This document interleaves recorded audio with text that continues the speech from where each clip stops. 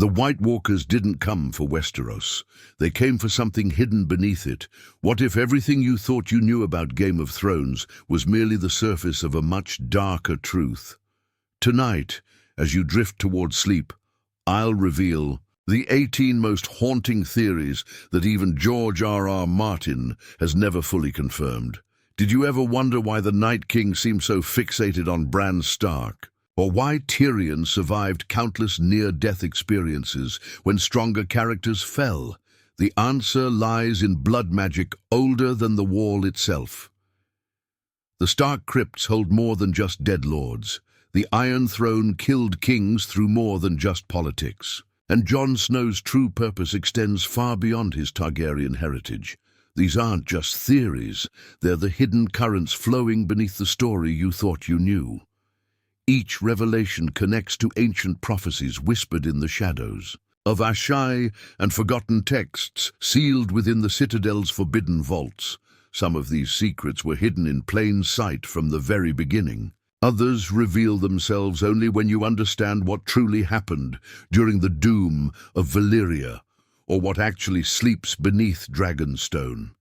So close your eyes as I guide you through the labyrinth of ice and fire, where dragons might still slumber.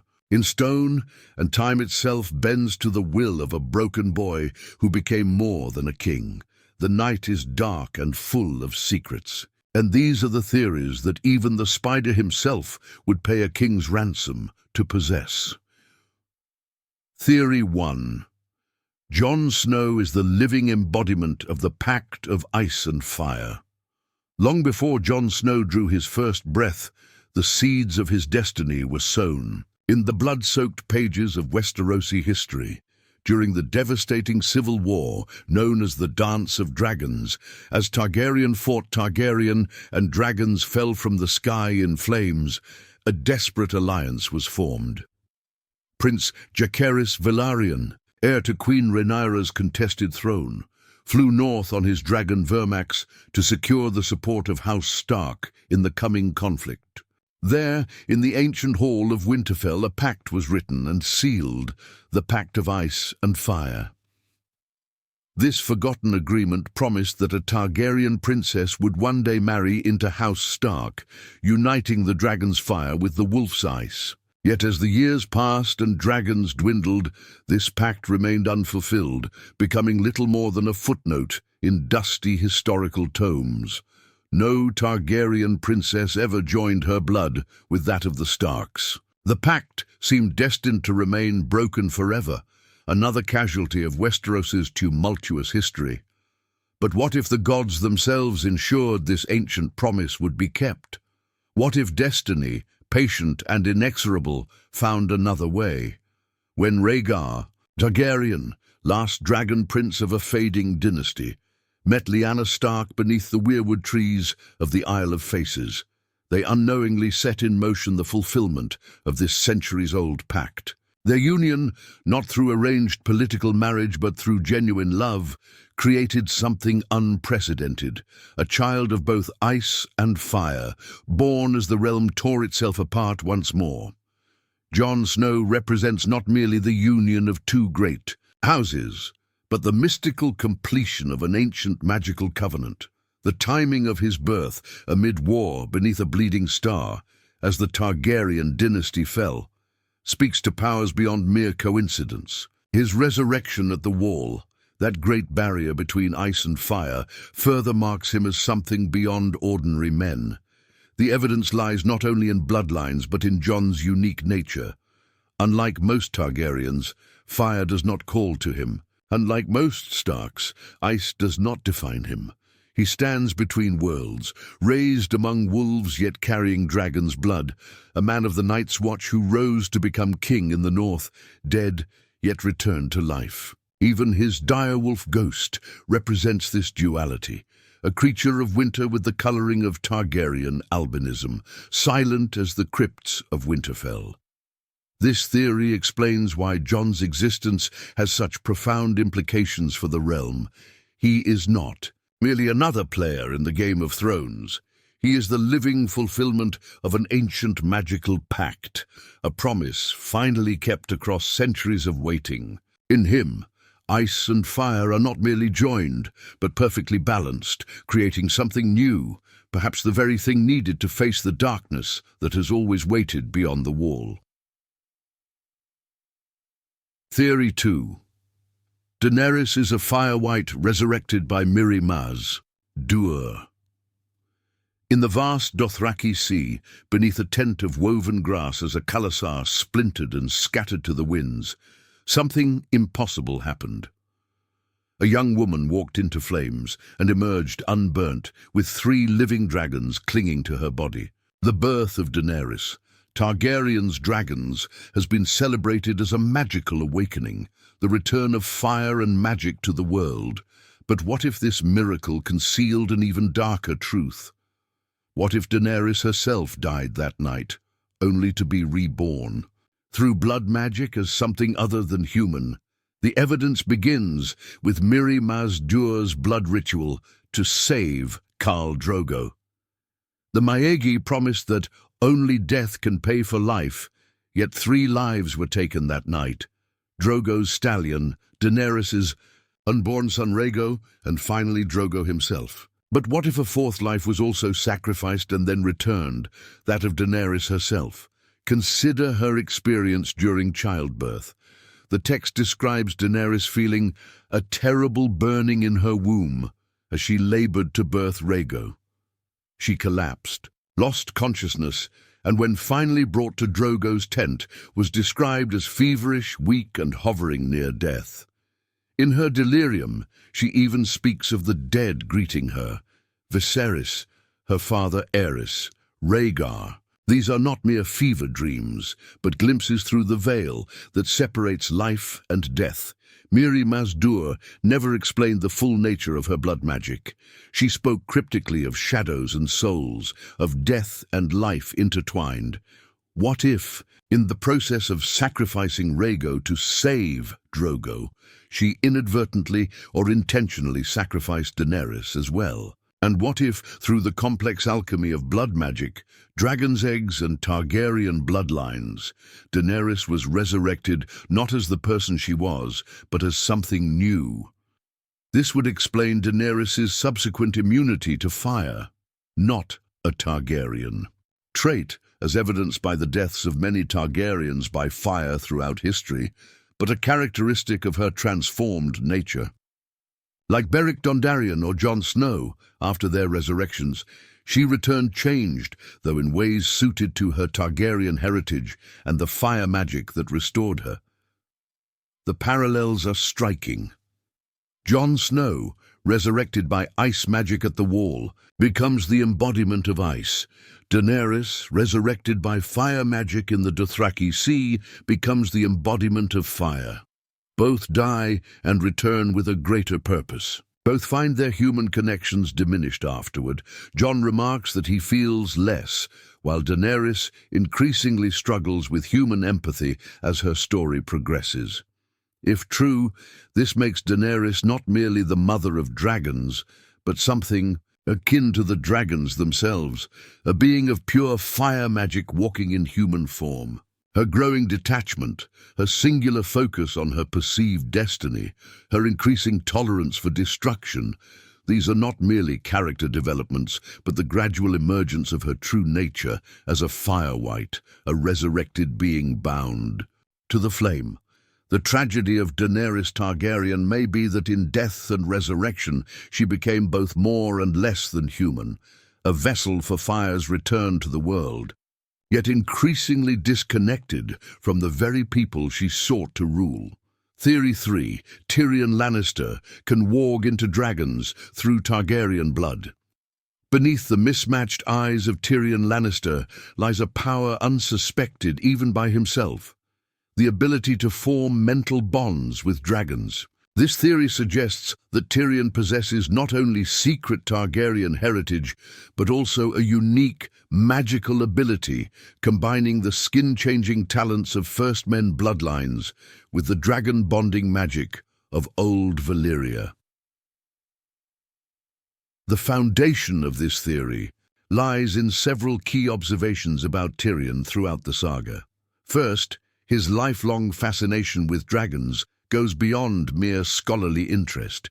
It borders on obsession, as though something in his blood calls to these creatures. Second, his dreams frequently feature dragons, particularly during his journey to Essos, dreams that feel prophetic rather than merely symbolic. And finally, the strange ease with which he approached and unchained Viserion and Rhaegal in Meereen's dragon pit, a suicidal act for anyone without Targaryen blood, yet one he survived without a scratch. If Tyrion is indeed the son of Aerys, Targaryen rather than, or in addition to, Tywin Lannister, he would carry the blood of the dragon. But many Targaryens throughout history failed to bond with dragons. What makes Tyrion special? The answer may lie in his mother, Joanna Lannister, who came from a branch of Lannisters from Lannisport that may have intermarried with first men. Families over centuries. The books establish that only one man in 1,000 is born a skin changer, a trait linked to first men bloodlines. If Joanna carried this recessive ability, and it combined with Aerys's Targaryen blood in their son, it could create a uniquely powerful magical talent. Tyrion's mismatched eyes offer a physical manifestation of this dual heritage. One green, Lannister, and one so dark it appears black, Targaryen. They mirror the eyes of another famous mixed-blood skin changer, Bloodraven, the last green seer, who was both Targaryen and Blackwood, a house with strong First Men roots. Like Bloodraven, Tyrion may possess magical abilities that manifest differently than typical Targaryen dragon bonding or typical First Men warging. During his encounter with Viserion and Rhaegal, Tyrion spoke soothingly to the dragons, telling them stories of his childhood dragon dreams. What if these weren't merely calming words, but the first tentative steps of a mental bond forming? What if, without realizing it, Tyrion was reaching out to their minds as he approached, creating a connection that prevented them from attacking? If this theory proves true, Tyrion's role in the wars to come could be far greater than anyone suspects. Not just a clever mind to advise queens and kings, but potentially a dragon rider or dragon controller in his own right. His unique abilities might allow him to communicate with or even control dragons in ways that even Daenerys, with her more traditional Targaryen connection, cannot match. The bitter irony would be that Tywin Lannister, who despised his dwarf son and denied him Casterly Rock because "you are no son of mine," may have been unknowingly truthful. And the man he despised as a drunken, whoremonging embarrassment might prove to be one of the most magically gifted individuals in Westeros, able to bridge the minds of humans and dragons through a rare combination of ancient bloodlines. Theory 4. Bran Stark caused the doom of Valyria through time loop warging. 400 years before Aegon's conquest, the greatest civilization the world had ever known was annihilated in a single day.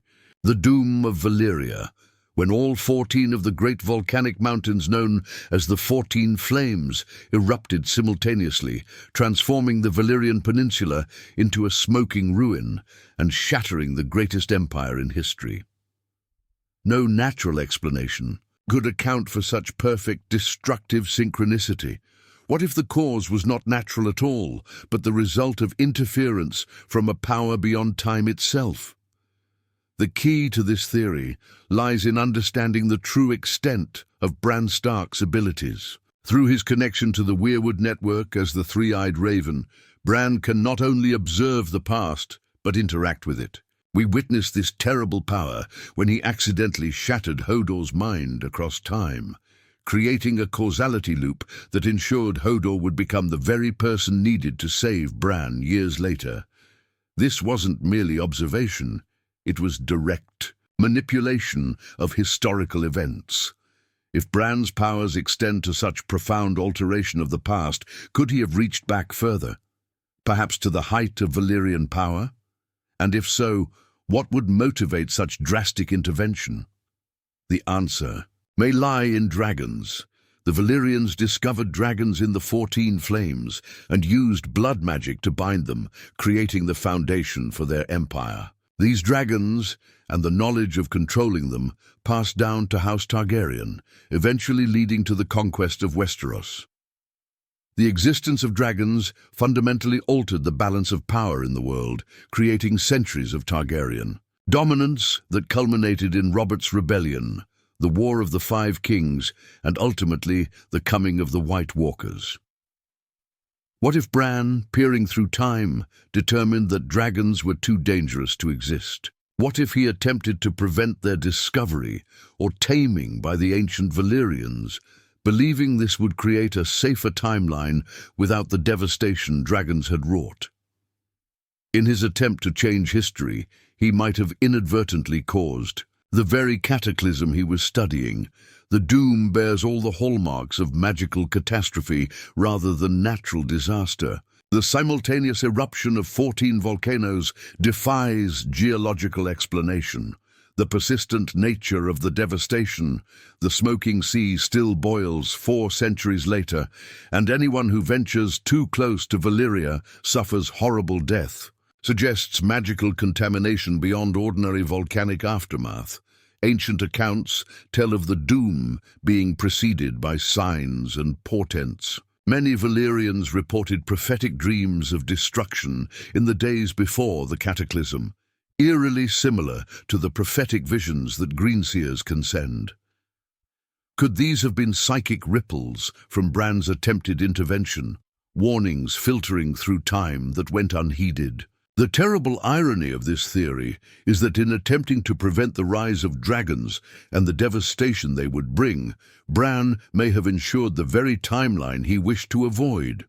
The doom destroyed Valyria but spared the Targaryens on Dragonstone, allowing them to eventually conquer Westeros with the last living dragons. Rather than preventing history's tragedies, Bran's intervention may have guaranteed them, creating a perfect closed loop of causality. This would mirror the tragic pattern we've already seen with Hodor, but on a civilizational scale. Just as Bran's time meddling ensured Hodor would become the simple-minded giant needed to save him, his attempt to prevent dragons from shaping history might have ensured they would do exactly that, concentrating dragon power in the hands of the very family that would bring fire and blood to Westeros. If true, this theory transforms our understanding of Westerosi history. The doom wasn't merely a natural disaster, but the unintended consequence of a time war being waged across the centuries, with Bran as an unwitting participant in a causality loop he himself created. Theory 5. The Iron Throne rejected rulers through blood magic corruption. The Iron Throne, forged from the 1,000 swords of Aegon's conquered enemies, melted and twisted by Balerian's dragonfire. For 3 centuries it stood as the ultimate symbol of power in Westeros, coveted by nobles and commoners alike. But what if this monument to conquest was more than mere symbolism? What if the throne itself possessed a form of consciousness, judging those who sat upon it and rejecting the unworthy through literal bloodshed? The evidence lies in the throne's disturbing pattern of harming certain rulers while sparing others. King Maegor the Cruel was found dead on the throne, impaled by its blades. King Viserys I suffered numerous cuts that became infected, eventually leading to his death. Aerys too. The Mad King constantly cut himself on the throne, earning him the nickname King Scab among his detractors. Yet other monarchs sat the throne for decades without a single injury. The traditional explanation that the throne cuts those who rule unwisely or unjustly seems simplistic. But what if there's truth to this folklore? The throne was created through violence and dragonfire, 2 elements central to Valyrian blood magic. The swords that comprise it belong to men who died opposing Targaryen rule, their final moments filled with fear, rage, and defiance. And the fire that melted these weapons came not from ordinary forge, but from Balerion, the Black Dread, the greatest dragon of his age. In Valyrian tradition, three elements create the most powerful magic: blood, fire, and death. The Iron Thrones. Creation incorporated all three in abundance: the conquered enemy's blood that stained their surrendered swords, the dragon fire that transformed metal into the twisted monstrosity of the throne, the death that permeated every aspect of its forging, from the battles where the swords were taken to the fall of ancient kingdoms before Aegon's conquest. This theory suggests that through this combination of elements, something awakened within. The throne itself, not a conscious mind as humans understand it, but a form of blood magic intelligence capable of judging those who sat upon it. The throne became a magical artifact that responded to the worthiness of rulers according to some unknown criteria. When the throne chose to cut a king or queen, the wounds were never merely physical. Historical accounts describe strange infections that resisted treatment by maesters, rapidly spreading corruption that mirrors the magical wounds inflicted by cursed weapons in ancient legends. King Viserys I's seemingly minor cuts festered until his entire body began to rot while he still lived. Maegor's body was found with the throne's blades impaling him so deeply that some suspected dark magic rather than suicide or assassination. Perhaps most telling is Aerys II, whose numerous throne cuts coincided with his descent into madness. What if the throne's rejection of him manifested not only in physical wounds, but in psychological corruption? The progression of his paranoia and cruelty accelerated with each new injury from the throne, suggesting a connection between the physical cuts and his mental deterioration. By contrast, rulers like Jaehaerys I, considered among the greatest Targaryen kings, reportedly never suffered a single cut during decades on the throne. Neither did Daeron the Ter, another wise and just ruler. The throne seemed to accept them, remaining benign beneath these worthy monarchs. If this theory is correct, then Drogon's destruction of the Iron Throne following Daenerys' death takes on profound significance. The last dragon destroyed a corrupted, magical artifact that had influenced Westerosi politics for centuries, perhaps sensing the malevolent consciousness within it. With the throne's destruction, Westeros is freed not merely from a symbol of tyranny, but from an actively malicious, magical force that had been selecting or rejecting rulers through blood and pain. This would explain why the final ruler of Westeros is chosen not by birthright or conquest, but by counsel. The old magic that dominated the Game of Thrones has been broken, allowing for a new beginning uncorrupted by the blood magic of old Valyria. Theory. 6. The cannibal dragon still lives beneath Dragonstone. Deep beneath the volcanic rock of Dragonstone, where steam rises from vents and the very stone seems to pulse with ancient heat, something massive and ancient slumbers. Not dead, not gone, but waiting. The legendary dragon known as the Cannibal, the oldest and most fearsome of all dragons to have lived in Westeros. Unlike the dragons that served House Targaryen, the Cannibal was never tamed. The histories speak of this massive black beast that made its lair in the smoking mountain of Dragonmont long before the Targaryens arrived on Dragonstone. Even in the Age of Dragons, the Cannibal was feared and avoided, a creature so savage it earned its name by devouring other dragons, including hatchlings and the carcasses of fallen dragons after battles. During the Dance of Dragons, when dragon riders desperately sought mounts for battle, none dared approach the Cannibal. The wild dragon disappeared from historical records after the civil war that nearly destroyed House Targaryen, presumed dead like all other dragons as the species faded from the world. But what if the Cannibal never died at all? This theory suggests that the ancient dragon retreated deep into the volcanic caverns beneath Dragonstone, entering a state of hibernation that has lasted for generations. Several pieces of evidence support this possibility. First, Dragonstone remains unusually warm, despite its northern location, with hot springs and steam vents throughout the island. While typically attributed to volcanic activity, this persistent heat could also indicate the presence of a living dragon, as dragons are known to radiate intense heat even while at rest. Second, Dragonstone continues to produce unusually large amounts of dragonglass, obsidian, which forms when dragon hot. Fire meets stone. The island's ongoing creation of this magical material suggests continued draconic influence beneath its surface. Third, folklore among the small folk of Dragonstone speaks of mysterious roars heard from deep within the mountain during particularly violent storms, dismissed as wind or imagination, but persistent across generations. Most compelling is the cannibal's nature itself. This was no ordinary dragon, but an ancient and cunning creature that had survived for centuries before the Targaryens ever arrived in Westeros. Maester Gildane's accounts describe the cannibal as vastly larger than the younger dragons and cunning as an old wolf. A dragon of such size and intelligence might have recognized the decline of its kind after the dance and chosen to retreat rather than risk death in future conflicts. The volcanic tunnels beneath Dragonmont would provide the perfect environment for a hibernating dragon, hot, secluded, and rich in minerals.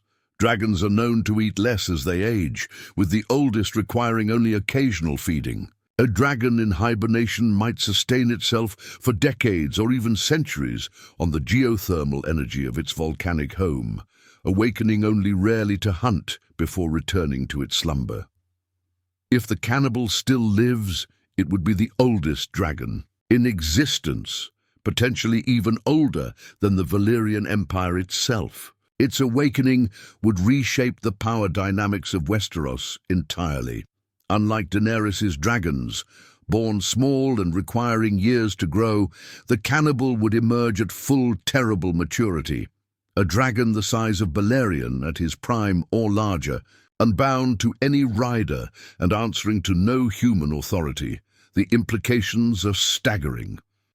While Daenerys' dragons brought magic back to the world, the cannibal represents something far more primal, a creature that existed before the rise and fall of empires, carrying ancient knowledge and power that predates even the Valyrians' dragon-binding spells. Its awakening could either herald a new age of wonders or bring devastation, unlike anything seen since the Doom itself.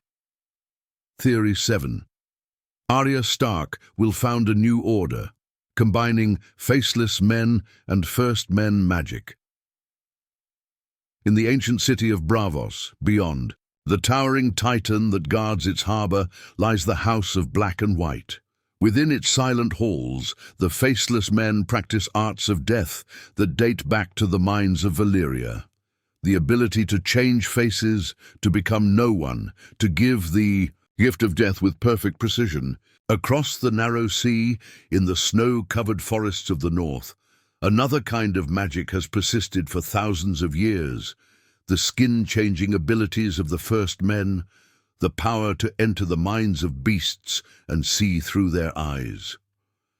These two magical traditions could not seem more different. One born in the volcanic fires of old Valyria, refined in the shadows of Braavos. The other emerging from the frozen forests of Westeros, passed down through bloodlines connected to the old gods. One worships a god of death who wears many faces, the other honors nameless gods who watch through carved weirwood eyes. One requires the practitioner to surrender identity, the other amplifies individual consciousness by extending it beyond human boundaries. Yet one girl has walked both paths, Arya Stark of Winterfell. Born with the blood of the first men flowing through her veins, Arya possesses the innate ability to skin change, a talent demonstrated through her wolf dreams, where she connects with her direwolf Nymeria across vast distances. These dreams are not mere imagination, but genuine magical connections, allowing her to run with Nymeria's wolf, pack and taste the blood of their kills. Yet unlike her brother Bran, whose skin-changing evolved into the more profound greenseer abilities, Arya's talents remained undeveloped as her path took her far from Winterfell. Instead, she traveled to Braavos and trained with the Faceless Men, learning their ways of disguise, deception, and death. And she drank their potions, wore their faces, and served their many-faced god. Though she ultimately rejected the final step of becoming no one, abandoning her identity entirely, she took their teachings and their magic with her when she returned to Westeros. This theory suggests that Arya's unique journey positions her to create something unprecedented, a synthesis of these opposing magical traditions into a new discipline that draws power from both life and death magic. Consider how these traditions might complement each other. The Faceless Men teach perfect observation and mimicry of mannerisms, but skin-changing would allow Arya to literally experience another's consciousness. The face-changing magic requires death masks created from corpses, but warging allows connection to living creatures. The Faceless Men worship death, while the old gods represent memory and the continuity of life. Already we've seen how Arya has adapted both traditions to serve her own sense of justice rather than the strict codes of either magical order. She uses Faceless Men techniques to exact revenge on those who wronged her family, maintaining her identity and her list rather than serving the many-faced god impartially. Similarly, her connection to Nymeria remains strong despite years of separation, suggesting her warging abilities persist even without training. The signs of this synthesis have already begun to manifest. When Arya killed the Night King, she combined the stealth and precision of her Faceless Men, training with a deep connection to the Godswood of Winterfell, a sacred place of First Men magic. Her ability to approach undetected, despite being surrounded by White Walkers, suggests something beyond mere physical stealth, perhaps a form of magical concealment drawing on both traditions. If this theory proves true, Arya could become one of the most uniquely powerful figures in Westeros, neither a traditional skin changer nor a true faceless man, but something new. She might found a new order that preserves both magical traditions while transforming them into something that serves life rather than death exclusively. Her journey beyond the western edge of the maps, seeking what lies beyond the Sunset Sea, could be not merely exploration, but a quest to understand the deeper sources of magic that underlie both traditions. This would provide a fitting resolution to Arya's arc, the girl who was told to fit into a lady's role, instead creating her own path entirely, one that draws on ancient traditions but bends them to new purposes. Just as her needle was never meant for sewing but became her instrument of survival, Arya herself might become not what either magical tradition intended, but something entirely her own. Theory 8. Jaime Lannister is Azor Ahai, and Cersei is Nyssa. Nyssa beneath the grand halls of Westeros, whispered around night fires in Essos. The legend of Azor Ahai has endured for thousands of years. A hero who fought darkness with a flaming sword called Lightbringer, forged through terrible sacrifice, the death of his beloved wife, Nyssa, by his own hand. The prophecy speaks of this hero's return when darkness gathers again to wield Lightbringer against the coming night. Most seekers of this prophesied savior have looked to the obvious candidates, those with royal blood, those connected to dragons and fire, those who actively fight against the White Walkers. But what if the true Azor Ahai has been hiding in plain sight, his identity obscured by his reputation as the greatest oathbreaker in Westeros? What if Jaime Lannister, the Kingslayer, the man who pushed a child from a window, the golden knight fallen from grace, is the prince that was promised? And what if his twin sister and lover, Cersei Lannister, is destined to be his Nyssa Nissen, The parallels between Jaime's journey and the Azor Ahai legend are striking when examined closely. Azor Ahai forged his sword 3 times, first in water, where it broke, then by plunging it into a lion's heart, where it broke again, and finally through the heart of his beloved Nissa. Jaime's path has followed a similar pattern of transformative trials and symbolic deaths. His first forging came when he lost his hand, the very thing that defined him as a fighter, and was forced to create a new identity beyond that of the Golden Swordsman. This transformation began with his captivity and journey with Brienne, much of which took place on the water, culminating in their bath at Harrenhal, where Jaime revealed his true reason for killing Aerys. Like the first sword, his old identity broke in water. The second forging involved Jaime returning to King's Landing and confronting his father Tywin, the Lion of Lannister. Though Jaime didn't kill Tywin himself, his freeing of Tyrion directly led to Tywin's death. This second breaking of identity forced Jaime to reconsider his place in the Lannister legacy. The final forging, according to this theory, awaits completion and requires the ultimate sacrifice. Just as Azor Ahai had to plunge his sword through the heart of his beloved to create Lightbringer, Jaime may have to kill Cersei, the woman he has loved his entire life, to fulfill his destiny and create the weapon needed to fight the darkness.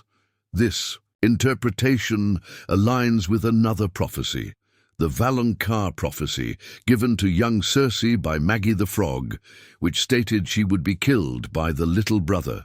While Cersei always assumed this meant Tyrion, Jaime is also technically her younger twin, born moments after her while holding her heel. Jaime's dream in a storm of swords offers further evidence. He dreams of being deep beneath Casterly Rock, with Brienne, both holding swords that burn with light against the darkness, while the ghosts of Rhaegar and other dead Targaryens judge him. This imagery directly evokes the flaming sword Lightbringer and suggests Jaime has some role to play in the prophecy. If Jaime is indeed Azor Ahai reborn, it would represent the ultimate redemption arc, the man known for breaking his oath to protect the king becoming the prophesied hero who saves all of humanity. It would transform his killing of Aerys from an act of treachery to a foreshadowing of his true nature as a destroyer of monsters, no matter the cost to his reputation.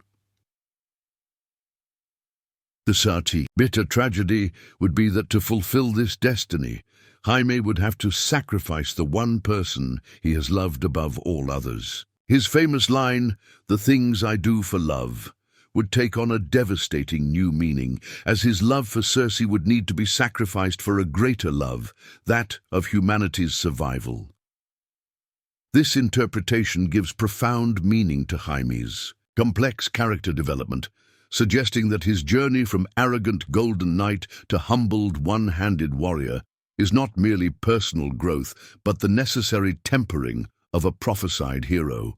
His gradual separation from Cersei over the course of the story represents not just moral evolution, but the painful preparation for the ultimate sacrifice he will be called to make. Theory 9. The Night King wanted Bran to preserve the memory of the first men. In the final confrontation at Winterfell, as the army of the dead surrounded the Godswood and the Night King approached Bran Stark, the three-eyed raven calmly stated the enemy's purpose. He wants to erase the memory of this world.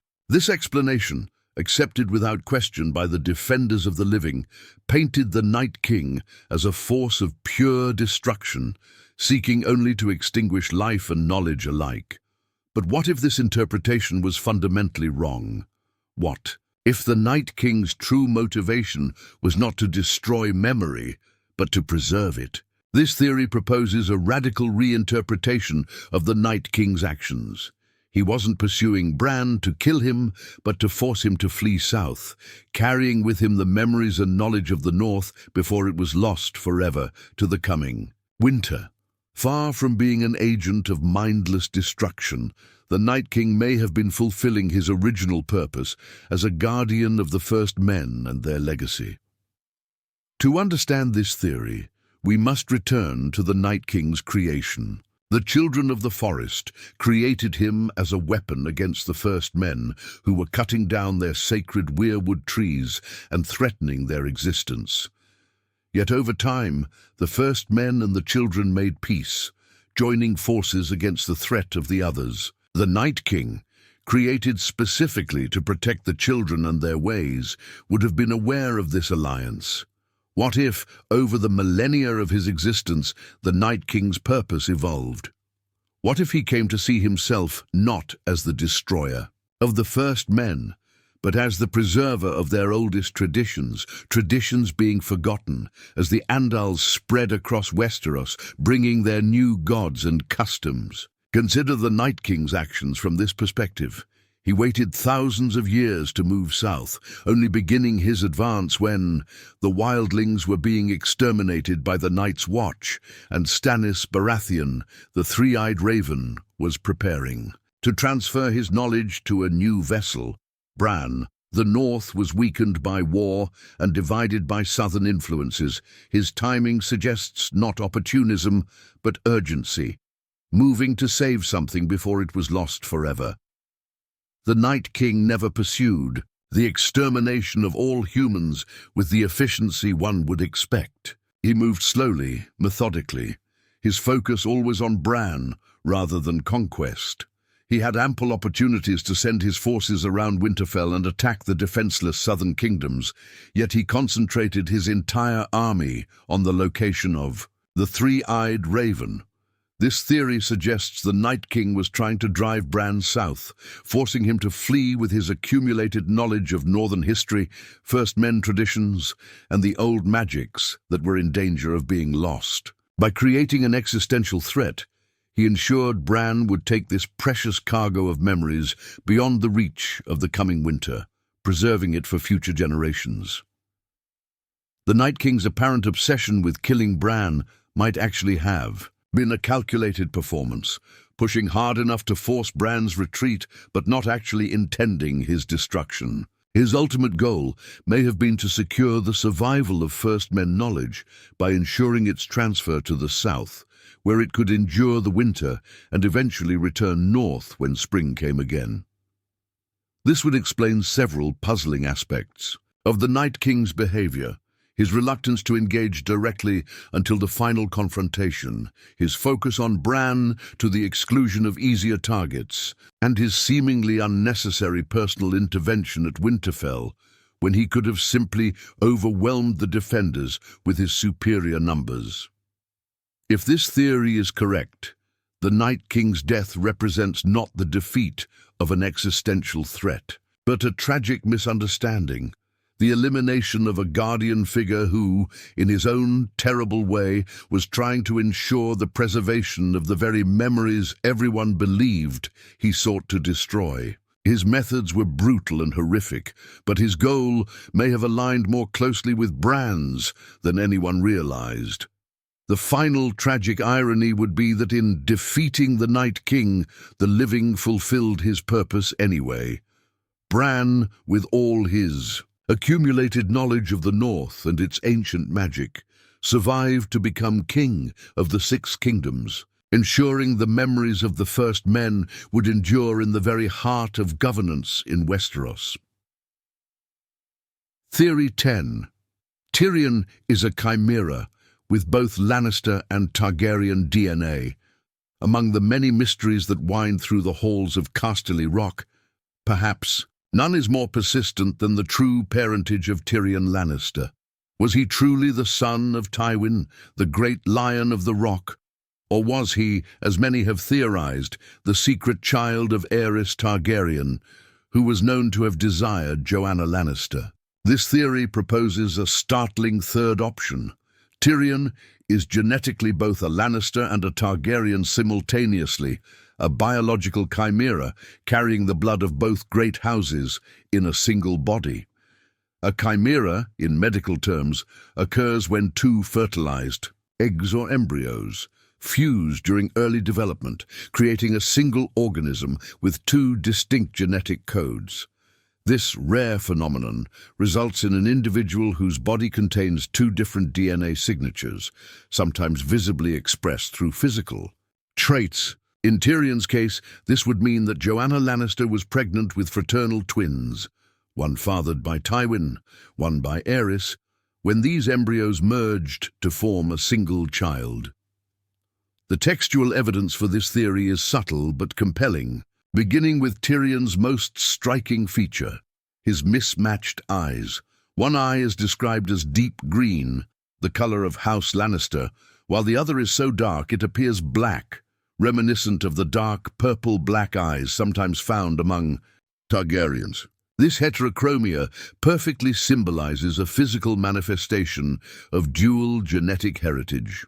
Beyond his eyes, Tyrion's hair is described inconsistently throughout the books, sometimes as so pale blonde it appears almost white, a Targaryen trait, with darker black hair mixed in. This unusual combination could represent competing genetic expressions within a chimeric individual. The timing and circumstances of his conception support this possibility. Historical records confirm that King Aerys was present at Casterly Rock around the time Tyrion would have been conceived, and rumors persisted that he took unwanted liberties with Joanna Lannister during the bedding ceremony at her wedding to Tywin. If Aerys later managed another encounter with Joanna, possibly during Tywin's service as Hand, she could have conceived children from both men in close succession. The theory elegantly explains several long-standing contradictions in the narrative.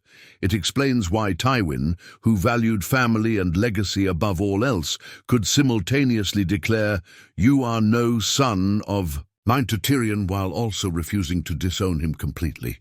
From a genetic perspective, both statements would be partially true. Tyrion would carry some of Tywin's genes, but not others, making him literally both Tywin's son and not his son simultaneously. It explains Tyrion's dragon dreams throughout childhood, his fascination with dragons, and his apparent ability to approach Daenerys' dragons without being immediately attacked. The Targaryen genetic component would give him a connection to these creatures while not necessarily making him a full dragon rider. Most significantly, it explains Tyrion's complex psychological makeup. Throughout the series, he seems torn between opposing impulses, the calculating, cerebral approach of Tywin Lannister and the volatile, sometimes destructive passions associated with the Targaryens. His inner conflict between these tendencies could reflect a literal genetic duality within his physical form. If true, this theory transforms our understanding of Tyrion's place in the saga. He would not merely be the rejected Lannister or the secret Targaryen, but something far more unique, a living bridge between two of the most powerful houses in Westeros, carrying within his body the genetic legacy of both the dragon and the lion. His chimeric nature would make him the perfect advisor to mediate between ice, Stark, and fire, Targaryen, understanding both perspectives through the divided nature of his very being. The tragic irony would be that Tyrion, the character most mocked and marginalized for his physical differences, would actually represent the most unique genetic miracle in Westeros, a living embodiment of the union of two great houses, achieved not through marriage alliance, but through an exceedingly rare biological phenomenon that made him simultaneously the child of two fathers. Theory 11. Melisandre is a shadowbinder from the great empire of the Dawn.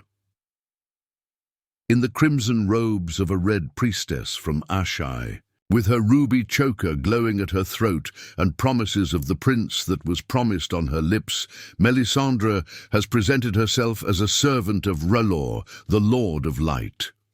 But what if this identity is merely the most recent of many she has worn across an impossibly long lifespan? What if her origins lie not in the temples of the Red God, but in a civilization so ancient it has passed into legend, the great Empire of the Dawn?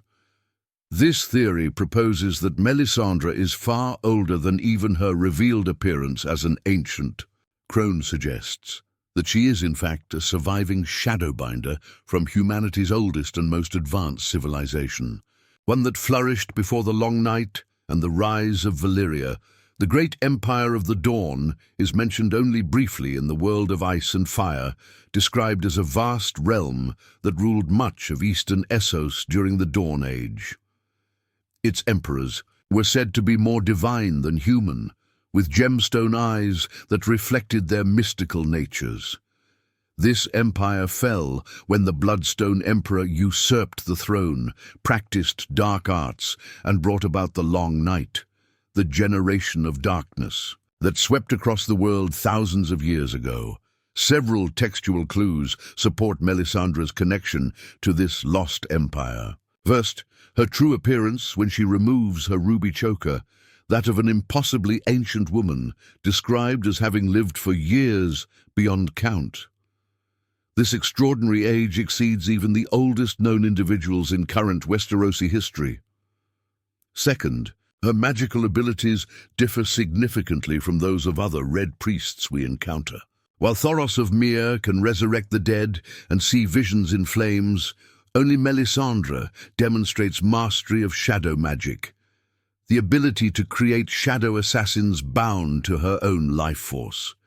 This art is specifically associated with the Shadowbinders of Ashai, who preserve magical knowledge from before the Dawn Age. Third, her repeated phrase, years beyond count, when referring to her practice of magical arts, suggests a lifespan that extends beyond recorded history. When she tells Jon Snow that she has fought against the dark for years beyond count, she may be speaking literally about fighting since the original Long Night. Fourth, her ruby choker bears striking similarities to descriptions of the gemstone. Emperors of the Great Empire, who were said to wear their signature stones as symbols of power. The consistent association of Melisandre with her ruby, which appears to sustain her life and youth, echoes these ancient rulers who were defined by their gemstone characteristics. If Melisandre indeed originated in the great empire of the Dawn, her entire mission takes on new significance.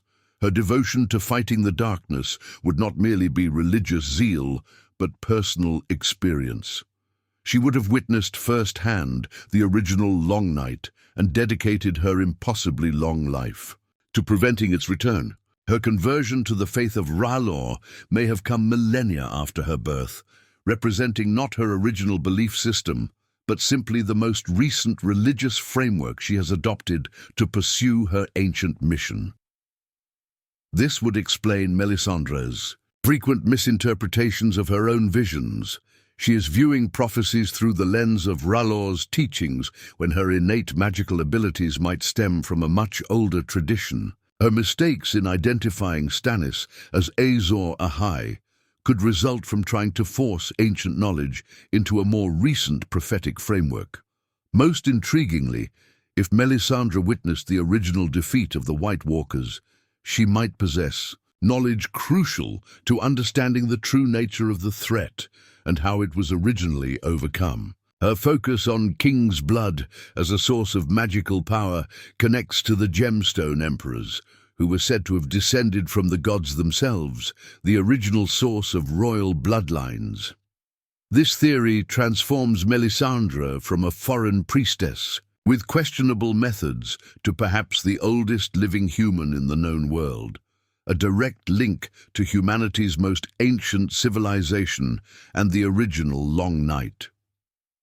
Her extreme age would explain both her tremendous power and her occasional fallibility.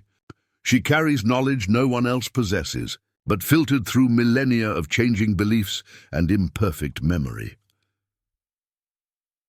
Theory 12. House Dane's dawn is Lightbringer in waiting. High in the mountains of Dawn stands Starfall, ancestral seat of House Dane. Within its halls rests a sword unlike any other in Westeros, Dawn, a blade of pale milk-glass said to have been forged from the heart of a fallen star. For generations, This weapon has been wielded only by those Danes deemed worthy to bear the title Sword of the Morning. But what if this unique blade holds a greater significance than even its illustrious bearers have realized? What if Dawn is not merely an exceptional sword, but Lightbringer itself, the legendary blade of Azor Ahai, waiting for its destined wielder to awaken its true power? Unlike every other famous blade in Westeros, Dawn is not made of Valyrian steel. Its material, described as pale as milk glass, yet stronger and sharper than any ordinary steel, has no known equal. Even more curiously, this description bears a striking resemblance to how the weapons of the others are described. Ice so pale it appears almost transparent, yet impossibly strong and sharp. Could Dawn represent the opposite magical principle? A weapon of pure light as the others' blades are of pure ice? The name itself provides the most obvious connection to the prophecy. Dawn literally means the first light of day that ends the night, precisely what Lightbringer was said to do during the long night. Furthermore, the title Sword of the Morning, given to its wielder, directly evokes the imagery of the prophecy, a warrior who brings the dawn after the darkness. According to legend, Azor Ahai forged Lightbringer by plunging his sword into the heart of his beloved wife, Nissa. The sword then burned with the fire of her soul. Dawn's origin as a meteorite, a falling star that burns through the sky before striking the earth, parallels this fiery sacrifice, just as Nissa's soul transformed an ordinary weapon into Lightbringer. The falling star's impact transformed ordinary metal into the extraordinary material of Dawn. House Dane itself contains further clues. Despite being Dawnish, the Danes often possess distinctly Valyrian features, purple eyes and silver gold hair, yet they predate Valyrian civilization by thousands of years. Their heraldry, a falling star crossing a sword, combines the two elements central to Dawn's creation, and their seat, Starfall, marks the literal location where the meteor fell, creating their ancestral blade. If Dawn is indeed Lightbringer, why hasn't it manifested its legendary fiery properties? This theory suggests that Lightbringer's flame is not a constant feature, but one that awakens only under specific circumstances, when wielded by the prophesied prince that was promised. Against the darkness it was forged to combat. Throughout the peaceful centuries since the last long night, Dawn has remained dormant, its true power hidden, waiting for the proper wielder and the return of the others. This would explain why Dawn has been carried by many Swords of the Morning throughout history without ever revealing its full potential. It would also explain why the sword is returned to Starfall when its bearer dies, or proves unworthy rather, than passed directly to a new wielder like most ancestral blades. House Dane serves as Dawn's custodians, preserving it until its destined champion appears. The implications of this theory extend to several major characters. Jon Snow, with his presumed Targaryen and Stark heritage, combines the bloodlines of ice and fire that might be necessary to awaken Dawn's power. Jaime Lannister, whose dream of wielding a burning sword alongside Brienne against the darkness, suggests a connection to the prophecy, might find redemption as Dawn's wielder. Even Brienne herself, whose exceptional skill and moral character embody the qualities of a true Sword of the Morning, could be a candidate. If Dawn is Lightbringer, it transforms our understanding of the coming conflict. The weapon needed to defeat the darkness has been hiding in plain sight all along, not needing to be forged anew, but simply awaiting the right person to claim it and awaken its long-dormant power. This would represent a profound twist on the prophecy. The prince that was promised need not sacrifice a beloved to create Lightbringer, but simply prove worthy to wield a blade that has waited thousands of years for its destiny to be fulfilled. Theory 13. Bran the Builder was multiple people across time.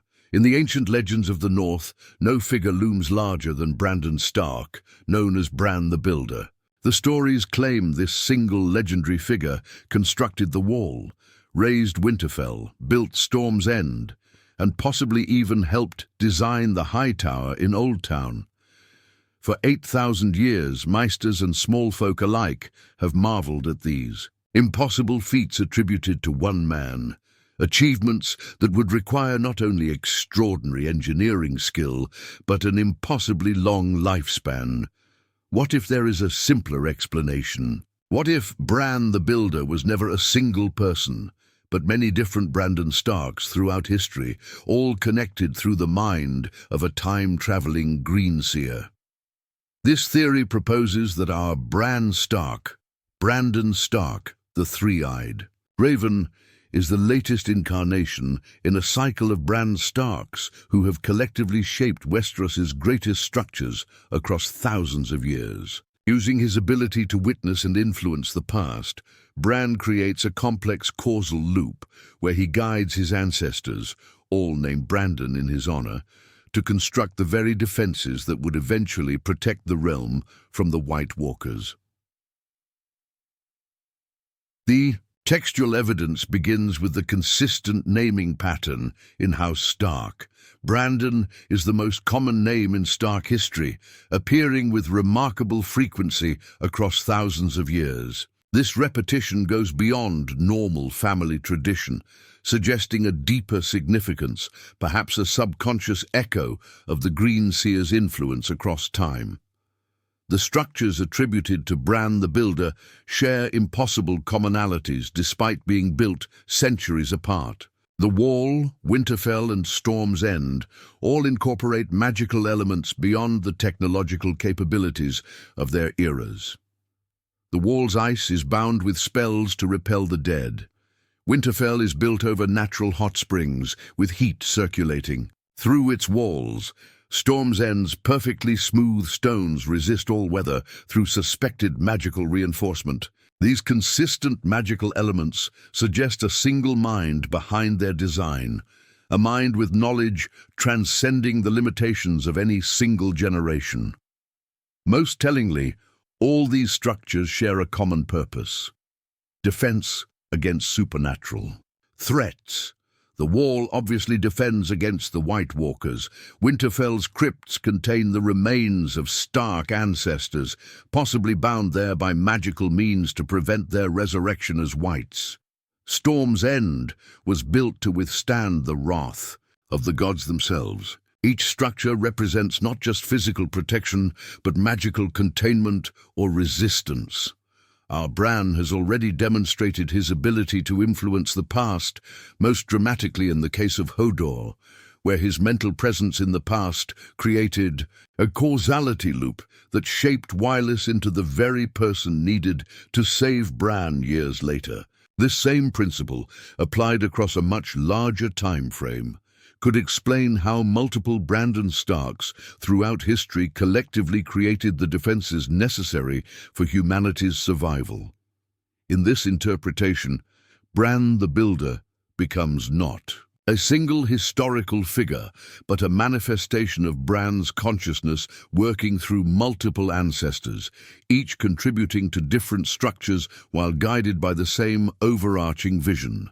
The current Bran, as the Three-Eyed Raven, represents the culmination of this cycle, the final Brandon Stark, who completes the loop by becoming the very Greenseer who influenced his ancestors. This would explain why Bran's storyline has such cosmic significance despite his physical limitations. His apparent disability conceals his true role as the architect of Westeros's most important defenses across millennia. His journey beyond the Wall, his training with Bloodraven, and his ascension to become the Three-Eyed Raven are not merely personal transformations, but the completion of a vast temporal cycle that began thousands of years ago. The theory transforms our understanding of causality in the world of ice and fire. The White Walkers weren't defeated in the past by ancient heroes who are now forgotten. They were defeated by defenses designed by a consciousness from their future. Bran doesn't just witness history, he creates it, closing a perfect loop where cause and effect become indistinguishable across millennia. This interpretation adds profound significance to Bran becoming king in the final council. He is not simply a broken boy chosen for his stories. He is the culmination of thousands of years of preparation, the final Brandon Stark, who completes the cycle that began with the first Bran the Builder. His rule represents not just a new political era, but the fulfillment of a destiny set in motion at the dawn of Westerosi history. Theory 14. The faceless men caused the doom to end dragon slavery. 400 years before Aegon's conquest, the mighty Valyrian freehold, the greatest civilization the world had ever known, was destroyed in a single day. All 14 of the volcanic mountains known as the 14 Flames erupted simultaneously, shattering the peninsula and obliterating the dragon lords who had ruled half the known world. This cataclysm, known simply as the Doom, has been attributed to natural causes, the hubris of Valyrian sorcerers, or divine punishment for the freehold sins. But what if the doom was neither accident nor act of gods, but assassination on an unprecedented scale? What if the Faceless Men, the world's most deadly guild of assassins, orchestrated the greatest kill in history to end the greatest slavery the world had ever known? To understand this theory, we must examine the origin of the Faceless Men. The order began in the slave mines beneath the 14 Flames, where men of all nations and tongues were worked to death in hellish conditions. According to their own history, the first Faceless Man observed that slaves from different lands all prayed to different gods for deliverance, yet all ultimately prayed for the same gift, death, to end their suffering. This realization led to the founding of their order, giving the gift of death first to suffering slaves, then to their masters. The theory proposes that the Faceless Men never abandoned this founding purpose. While they evolved into a guild of assassins serving anyone with sufficient coin, their ultimate goal remained the destruction of slavery. Specifically, the Valyrian slave system built upon the backs of millions and enforced by dragonfire. How could even the world's deadliest assassins destroy an entire civilization? The answer lies in the 14 Flames themselves. Historical accounts tell us that the Valyrians employed an order of mages whose sole purpose was to maintain the delicate, magical balance that prevented the volcanoes from erupting. These fire mages performed constant spells and sacrifices to channel the mountain's power into constructive rather than destructive forces. The theory suggests that the Faceless Men methodically assassinated these fire mages in the days or weeks before the doom, carefully timing their deaths to ensure that when the final mage fell, there would be no one left with the knowledge to maintain the spells containing the 14 Flames. Without these magical controls, the volcanic network would naturally destabilize, resulting in simultaneous eruptions that would destroy not just Valyria's ruling class, but the entire system of dragon-enforced slavery. Several pieces of textual evidence support this possibility. First, the Faceless Men charge enormous sums for their services, yet their temple in Braavos displays no obvious wealth. Where does this money go? Perhaps to fund the centuries-long infiltration of Valyrian society necessary to position their assassins close to the crucial fire mages. Second, Braavos itself, the secret city founded by escaped slaves, has deep connections to the Faceless Men and was uniquely positioned to benefit from Valyria's fall. The Braavosi even date their calendar from their city's founding, rather than the doom, suggesting they may have known the end of Valyria was coming. Third, the Faceless Men possess intimate knowledge of Valyrian magic, including possession of at least one dragon egg, as revealed in the Winds of Winter sample chapters. This suggests infiltration of Valyrian magical orders deep enough to acquire such jealously guarded treasures. Most tellingly, the simultaneous nature of the doom suggests coordination rather than coincidence. While natural volcanic systems can trigger chain reactions, the perfect synchronicity of 14 major eruptions points to deliberate destabilization. Precisely the kind of meticulous planning at which the Faceless Men excel. If this theory is correct, it recontextualizes the Faceless Men entirely. Far from being merely an order of religious assassins, they would be revealed as perhaps the most significant political force in the known world, architects of the single greatest revolution in history, who brought down the mightiest empire ever known to end its system of slavery. It would also explain the Order's continued interest in dragons, as shown by their possession of dragon eggs and their apparent infiltration of the Citadel through the character of Pate Jaqen.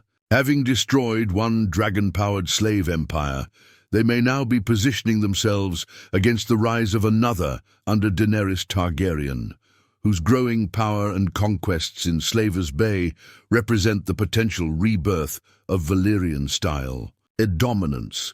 The ultimate irony would be that the Faceless Men, an order dedicated to erasing individual identity in service to death, may have secretly shaped world history more profoundly than any king or conqueror, bringing death not just to individuals, but to an entire civilization, in service to their original mission of ending the suffering of slaves. Theory 15. Daenerys's dragons were warged by the three-eyed raven bloodline. Across the narrow sea, as Daenerys Targaryen built her power on the wings of 3 newborn dragons, she believed herself their undisputed mother and master. Yet at crucial moments, these dragons exhibited behavior that defied explanation, sudden changes in direction, unexpected mercy or savagery, and actions that seemed to serve purposes beyond Daenerys' immediate concerns. What if these weren't merely the unpredictable temperaments of magical beasts, but evidence of external influence? What if Bloodraven, and later Bran Stark, were subtly warging into Daenerys' dragons at key moments, guiding events toward a predetermined outcome? This theory proposes that the three-eyed raven lineage has been manipulating Daenerys' dragons through skin changing, using their unique combination of greenseer abilities and Targaryen blood to influence these creatures across vast distances. This intervention would explain many of the dragons' seemingly contradictory behaviors throughout the saga. The textual foundation for this theory begins with Brynden Rivers, known as Bloodraven, the Green Seer who trained Bran and who previously served as Hand of the King and Lord Commander of the Night's Watch. Bloodraven was a legitimized Targaryen bastard, meaning he carried both the blood of the dragon and powerful skin-changing abilities from his Blackwood mother's side. This unique combination would theoretically allow him to form mental connections with dragons that no other skin changer could achieve. As the three-eyed raven, Bloodraven demonstrated the ability to project his consciousness across vast distances, inhabiting ravens across Westeros. If his powers extended to dragons, creatures with arguably greater magical affinity than ravens, he could potentially influence Daenerys' dragons despite the immense distance separating them. Several dragon behaviors throughout the story suggest external influence. Drogon's sudden appearance to rescue Daenerys from the fighting pits of Meereen came at precisely the moment of greatest danger, despite no clear way for the dragon to know she was in peril. The dragon's selective aggression, sometimes burning enemies indiscriminately, other times showing restraint, lacks consistent pattern unless viewed as reflecting different controlling influences. Most tellingly, Drogon's decision after Daenerys' death to burn the Iron Throne rather than Jon Snow defies draconic nature. Dragons in the lore are not symbolic creatures. They don't understand human politics or engage in representational destruction. A dragon would naturally attack the killer of its bonded rider, yet Drogon chose instead to destroy a symbolic object before gently carrying Daenerys' body away. This behavior makes little sense unless the dragon was being guided by a consciousness that understood the throne's significance in human affairs. After Bloodraven's apparent death and Bran's ascension as the three-eyed raven, this connection would have transferred to Bran, who demonstrated even greater skin-changing prowess. Bran's ability to warg into Hodor, a feat considered impossible by traditional skin changers, who could only enter animal minds, suggests he could potentially overcome the natural resistance dragons would have to mental intrusion. If this theory is correct, it would fundamentally rewrite our understanding of Daenerys' rise and fall. Her path to power would not have been solely her own achievement, but partly engineered by Bloodraven Bran to position dragons where they were needed in the coming conflict with the others. Her belief in her special destiny would be partially justified. She was indeed chosen, not by gods, but by a near-omniscient green seer who needed her to bring dragons back into the world. The theory also casts Bran's eventual kingship in a more troubling light. If he had been manipulating events through dragon warging all along, his claim that he came all this way to be king takes on a more literal meaning. He actively engineered the circumstances leading to his selection, including using Drogon to destroy the Iron Throne and eliminate the traditional basis of royal power. This interpretation transforms the story from a tragedy about Daenerys' descent into tyranny to something far more complex, a chess game played by the three-eyed Raven across decades, using dragons as his most powerful pieces and their supposed mother as an unwitting pawn in a greater game. The true dance of dragons would not be between competing Targaryen claimants, but between Daenerys' conscious control of her children and the subtle hidden influence of skin changers working across time and space toward goals even she could not comprehend. Theory 16. Tywin Lannister knew about Tyrion's parentage and orchestrated Robert's rebellion. In the shadowed halls of Casterly Rock, Lord Tywin Lannister ruled his family and the Westerlands with an iron will, his calculating mind, always 3 steps ahead of his rivals. His hatred for his youngest son Tyrion seemed to stem from the death of his beloved wife Joanna in childbirth, combined with Tyrion's physical deformities that brought shame to the proud Lannister name. But what if there was a deeper, more terrible reason for Tywin's contempt? What if he knew or suspected that Tyrion was not his biological son, but the product of King Aerys II Targaryen's violation of Joanna Lannister?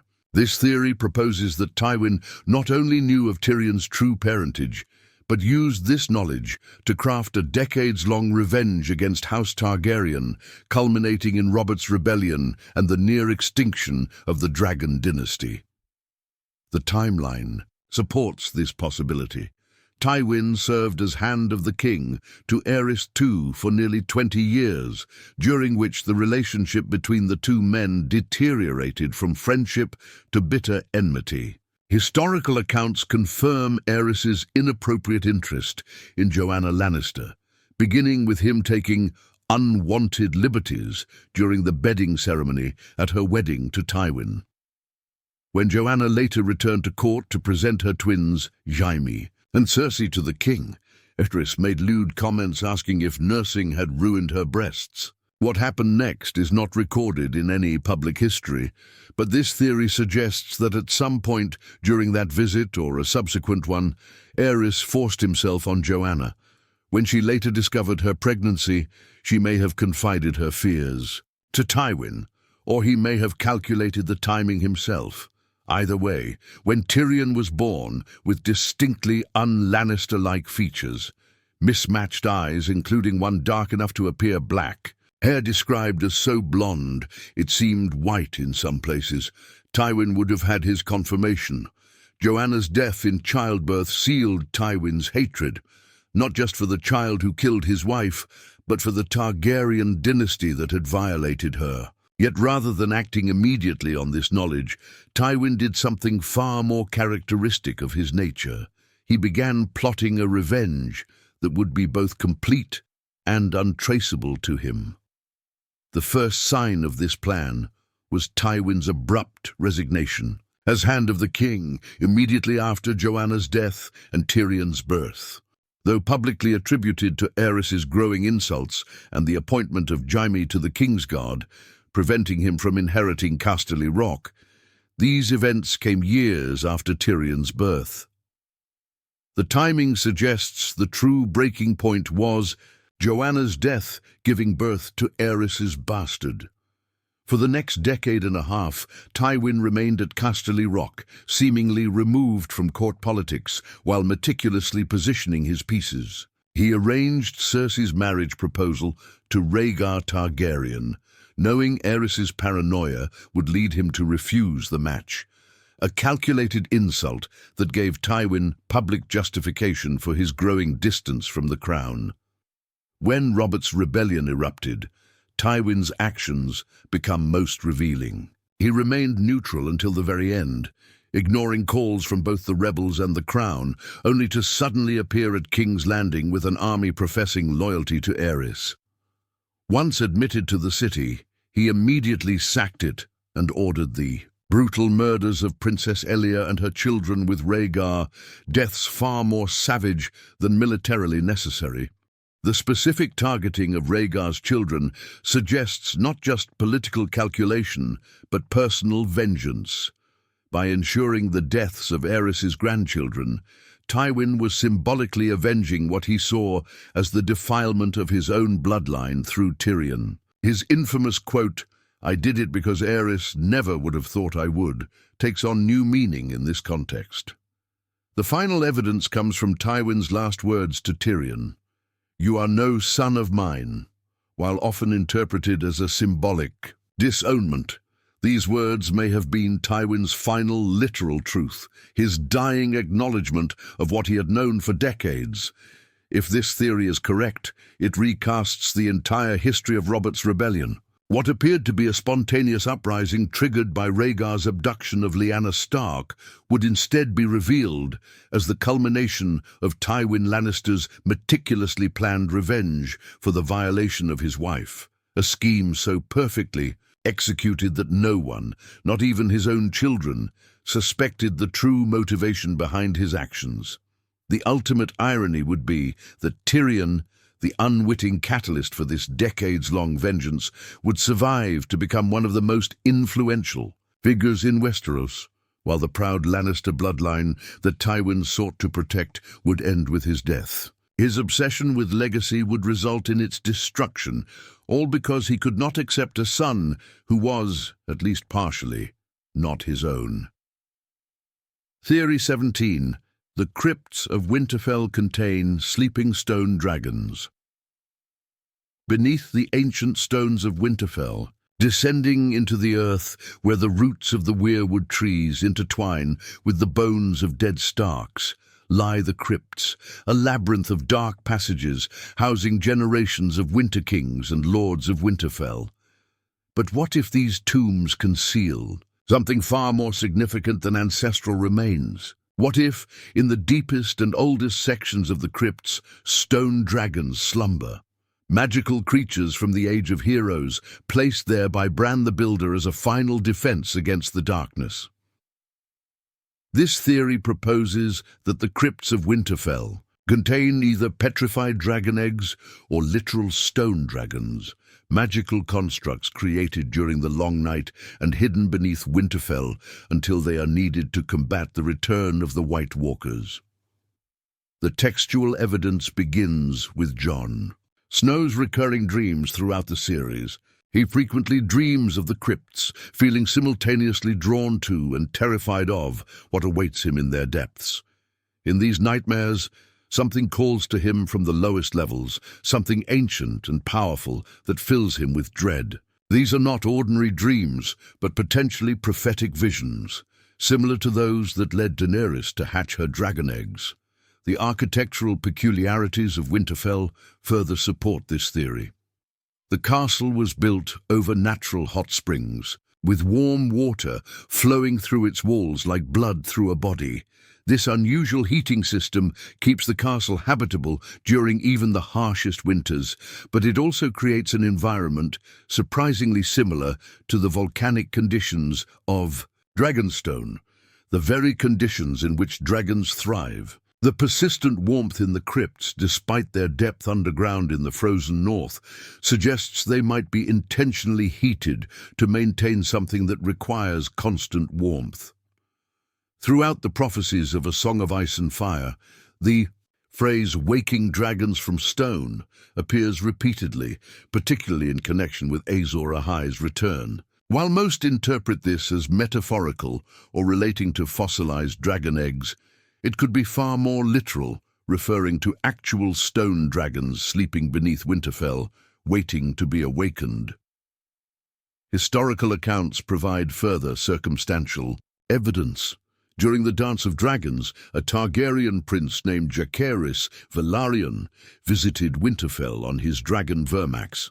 Mushroom's account claims that Vermax laid eggs in the depths of the crypts, though most Meisters dismiss this tale. But what if Vermax was not laying new eggs, but sensing ancient dragon presences already there, drawn to them by instinct? The design of the crypts themselves suggests they serve a purpose beyond mere burial. The iron swords placed in the hands of each statue were traditionally said to keep the spirits of the dead from wandering. But iron has another significant property in Westerosi folklore. It is anathema to magical creatures, used in ancient times to bind and control them. The iron swords might not be keeping something out of the crypts, but keeping something contained within them. Bran the Builder, who raised Winterfell after the Long Night, possessed knowledge of magic now lost to the world. If he had access to dragons or dragon eggs during the Age of Heroes, he might have incorporated them into Winterfell's defenses, using magic to petrify them until they were needed. The very name Winterfell could commemorate not just a castle, but the place where winter itself was defeated, or where the means to defeat it was secured for future generations. If true, this theory explains why the White Walkers' advance south focuses so intently on Winterfell. They may be drawn not just to the concentration of living humans, but to the slumbering fire magic beneath the castle, dragons representing the greatest threat to their ice magic. The implications for the story's resolution would be profound. Jon Snow's consistent dreams of the crypts may foreshadow his role in awakening these stone dragons, perhaps using his unique heritage as both Stark and Targaryen to command creatures tied to both ice and fire magic. The dragons hidden beneath Winterfell could represent the ultimate Chekhov's gun of the series, an ancient weapon established through subtle foreshadowing, waiting to be unveiled at the moment of greatest need. This would also create a perfect narrative symmetry. Just as the story began with the discovery of direwolf pups in the snow outside Winterfell, creatures of the north returning after generations, it could culminate with the awakening of dragons from beneath Winterfell, completing the reunion of ice and fire magic necessary to restore balance to the world. Theory 18. Cersei Lannister is descended from Rohan Webber through a secret line. In the annals of Westerosi history, few noble houses are as meticulously documented as House Lannister. Of Casterly Rock, their golden-haired descendants and proud lineage can be traced through centuries of careful record-keeping. Yet within this well-preserved family tree lies a curious absence. The fate of Lady Rohan Webber, also known as the Red Widow, who married into House Lannister only to vanish mysteriously from all historical records. This theory proposes that Cersei Lannister's infamous madness, her obsession with prophecy, and the tragic deaths of her children all stem from an inherited curse originating with Rohan Webber, a curse that has quietly shaped House Lannister for generations. Rohan Weber first appears in the tales of Dunk and Egg as a formidable noblewoman of the Reach, widowed multiple times under suspicious circumstances and known for her fiery red hair and equally fiery temperament. Eventually, she married Sir Gerald Lannister, later becoming the Lady of Casterly Rock. Historical accounts confirm she bore children to Gerald, including Tytos Lannister, Tywin's father, but then vanished without explanation around 239 AC, with no record of her death. This unexplained disappearance creates a historical gap that this theory exploits. What if Rohan didn't simply vanish, but was secretly confined somewhere, perhaps at Casterly Rock itself, due to increasingly erratic behavior similar to what Cersei would later exhibit? What if she practiced blood magic, or made pacts with dark powers that cursed her lineage? The evidence lies in the striking parallels between Rohan's life and Cersei's.